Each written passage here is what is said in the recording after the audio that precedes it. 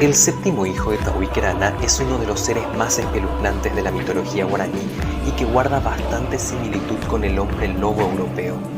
Este ser se trata de un hombre maldito que cada noche de martes y viernes se convierte en una especie de perro monstruoso y de olor nauseabundo que ronda los cementerios, se revuelca entre cadáveres y se alimenta de la carne de los difuntos. Durante sus paseos nocturnos busca a otro hombre para pasar debajo de sus piernas y así convertirlo en Luisón, recuperando con esto su condición humana y traspasando la maldición que recae sobre él.